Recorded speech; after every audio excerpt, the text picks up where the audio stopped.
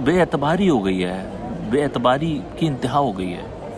समझ नहीं आ रहा किस चीज़ पे यकीन करें, किस पे नहीं करें। मतलब क्या बताऊँ आपको। अस्सलाम वालेकुम। अपने टर्किश एयरलाइन के एक्सपीरियंस की कहानी मैं बहुत अरसे पहले से शेयर करना चाह रहा था। ये 2019 के दिसंबर की बात है, जब हमने यहाँ से पाकिस्तान जाना था विया डुसलडॉर्फ और फिर इस्तांबुल। हमारी फ़्लाइट यूजुअली डुसलडॉर्फ से बहुत अर्ली इन द मॉर्निंग होती है, तो आप समझ सकते हैं कि जब आपकी इंटरनेशनल फ़्लाइट हो तो आपको वैसे ही काफ़ी पहले निकलना पड़ता है। तो यूँ समझ लें उससे पहले की जो रात होती है वो ऑलमोस्ट जाग के ही गुजार रहे होते हैं। तो जब हम डुसलडॉर्फ पहुंचते हैं तो बस ये होता है कि यार फ़्लाइट लें। इवन इस्तांबुल में भी जो स्टे होता है वो बहुत मुश्किल लग रहा होता है, बस जल्दी से वो 2-3 घंटे पूरे हों और हम घर पहुँचें। खैर, कभी कभार इंटरनेशनल फ़्लाइट्स में ऐसा होता है, जो बहुत कॉमन है कि कनेक्टिंग फ़्लाइट्स मिस हो जाती हैं, पहली फ़्लाइट डिले हो जाती है, और हमारे साथ भी कुछ ऐसा ही हुआ। लेकिन उसके बाद आपको एयरलाइन कैसे हैंडल करती है आपके उस स्टे को जो आपको नेक्स्ट फ़्लाइट तक कैच करने के लिए चाहिए होता है, ये उस पूरे एक्सपीरियंस की कहानी है। लेकिन ये कहानी शुरू करने से पहले आज एक स्पेशल दिन है, और वो ये है कि मेरे 500 सब्सक्राइबर्स पूरे हो गए। My current count is actually now 517 और 18। यहाँ तक पहुँचने के लिए कुछ दोस्तों ने बहुत ज़्यादा सपोर्ट किया और हेल्प की। एक बहुत स्पेशल दोस्त जिनका मैं नाम लेना चाहता हूँ, मतीउल्लाह रशीद साहब गुजरांवाला से, मेरे बहुत अज़ीज़ दोस्त और मेरे ब्रदर इन लॉ हैं। उन्होंने अपने हल्का अहबाब में मुझे बहुत पॉपुलर किया। मतीउल्लाह भाई, बहुत बहुत शुक्रिया। अब वापस आते हैं अपने ओरिजिनल स्टोरी की तरफ। ये वीडियो जो आप देखने जा रहे हैं, ये मैंने इस्तांबुल एयरपोर्ट पे शूट की थी।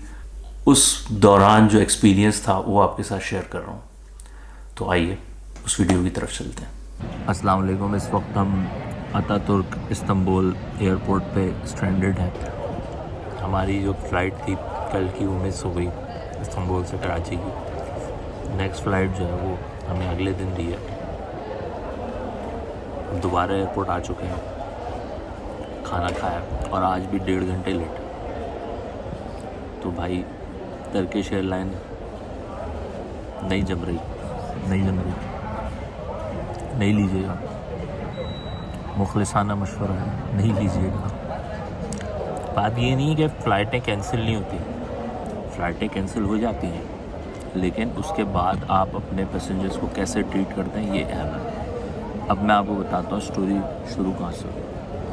हमारी डुसलडॉर्फ से इस्तांबुल की फ़्लाइट 2 घंटा लेट चली। 2 घंटे का ही स्टे ओवर था, तो जब वो ले ओवर का टाइम 2 घंटे था तो वो अगली फ़्लाइट जा चुकी थी। ठीक है, हो गया भाई, नेक्स्ट फ़्लाइट मिल जाएगी। अंदाज़ा तो था कि वो अगले दिन ही होगी, क्योंकि दिन में एक ही फ़्लाइट जाती है कराची को। लेकिन हुआ ये कि उन्होंने कहा अब आपको ई वीज़ा अप्लाई करना पड़ेगा। अब वो आपको ख़ुद करना पड़ेगा, क्योंकि आप रिम्बर्समेंट ले सकते हैं लेकिन वीज़ा आपको खुद लेना है। होटल बाहर है, तो भाई वीज़ा ले लेते हैं। ई वीज़ा काउंटर पे गए, पहली ख्वारी वहाँ से स्टार्ट हुई। 2 घंटे भाई ने हमें बिठा के रखा कि सिस्टम डाउन है। उसके बाद हम गए तो हमने देखा कि वो लोगों के वीज़े लग रहे हैं। हमने कहा ये क्या हो रहा है। पता चला कि वो सिस्टम तो चल रहा है, लेकिन दायरा है, हमें क्या पता था चल रहा है। फिर हम भी क्यू में लगे। फिर पता चला वो तो आप ऑनलाइन भी अप्लाई कर सकते थे। खैर, वो हमने ऑनलाइन अप्लाई किया। $60-61 उसकी पर पर्सन प्राइस पे की, तो हमें जनाब मिल गया वीज़ा फाइनली। ये तकरीबन 2.5 घंटे इस एपिसोड में गुजर गए। हमने कहा चलो अब बाहर जाएंगे, बाहर लोग हमारे लिए हार लेके खड़े होंगे, हार पहनाएंगे, बस में बिठाएंगे और होटल ले जाएंगे और हम मज़े की नींद सोएंगे। लेकिन नहीं, अभी कहानी ख़त्म नहीं हुई मेरे दोस्त। बाहर हम पहुँचे तो हमने देखा यार टर्किश एयरलाइन का होटल डेस्क कहाँ है। वो हमें लोगों ने गाइड किया और वहाँ एक बहुत बड़ा लोगों का जत्था हमें दूर से ही दिखा। हमने कहा नहीं, कोई भी जगह बग़ैर जत्थे के टर्किश एयरलाइन का काम। खैर हम पहुँचे, हम भी उस रश का हिस्सा बन गए। हमने कहा यार कोई सिस्टमेटिक काम हो रहा है, वो LEDs लगी हुई ऊपर, LCDs के नंबर चल रहे हैं। हमने कहा टोकन मशीन ढूंढो। वो लोगों को छाड़ते पिछाड़ते हम लोगों ने किसी तरह टोकन मशीन ढूंढी, उसमें से हमने टोकन निकाले और हम खड़े हो गए। हमने कहा यार नंबर आएगा। अब हम 15-20 मिनट गुजर गए, हमने कहा ये नंबर हिल के नहीं दे रहा है, चक्कर क्या है। एक ऑफिशियल साहब गुजर रहे थे, उनसे हमने पूछा, भाई ये मशीन तो ऐसी लगाई हुई है इसका कोई मकसद नहीं है, ये ऐसे ही है, लग जाए घुस जाए आप। हमने कहा तो हम यहाँ 20 मिनट से क्या बाहर, हमने कहा चलो पाकिस्तानी स्टाइल है थोड़ा, दिखाने के दांत और होते हैं हाथी के और खाने के और, तो हमने कहा चलो दिखाने के थे। बहरहाल हम लोग किसी तरह घुस आके लगे बाहर। अब वो मशीन कभी उनका सिस्टम चले ना चले, कभी उनका मूड हो वो पासपोर्ट पकड़ लें, कभी कहें अभी रुक जाएं ज़रा। फिर बहरहाल हमें काफ़ी देर के बाद वहाँ से कंफर्मेशन आ गई कि जनाब आपका होटल वाउचर आ गया, आप सामने लॉबी में जाके बैठें, आपको आवाज़ें दी जाएंगी। हमने कहा चलो अब ख्वारी ख़त्म हो जाएगी इंशाल्लाह। अब हम वहाँ बैठे तो लोगों से कहानियाँ सुनी कि भाई यहाँ तो लोग सदियों से बैठे हुए हैं, किसी का नाम आता है किसी का नहीं आता, हर थोड़ी देर बाद एक ऑफिशियल बंदा आता, उसके हाथ में एक लिस्ट होती और जिसका नाम पुकारा जाता वो ऐसे खुशियाँ मनाता जैसे फर्स्ट डिवीज़न से मोहम्मद अली पास होकर खुशियाँ मनाता था। हमने कहा यार हमारा नाम कब आएगा। हमारा आधे पौने घंटे की ख्वारी के बाद हमारा भी नाम आ गया। और जनाब इस असना में अब रात के तकरीबन 2 बज चुके हैं। हम पहुँचे थे 9:30 बजे और 2 बजे हम शटल में सवार हुए होटल जाने के लिए। 2 बजे हम सवार हुए थे होटल जाने के लिए। अब हमने वहाँ से ट्रैवलिंग शुरू की। उसने कहा यार हम ना होटल जा रहे हैं। होटल जा रहे हैं। पहले तो भाई को सीट नहीं मिली।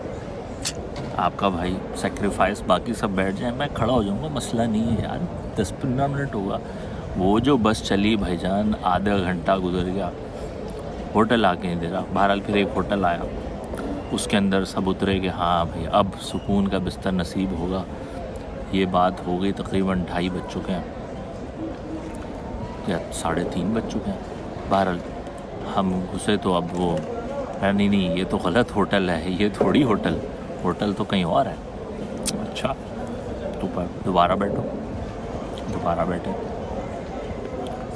नींदों से हालत ख़राब हुई, बस ख्याल आ रहा है कि यार कोई बिस्तर मिल जाए और आदमी सो जाए।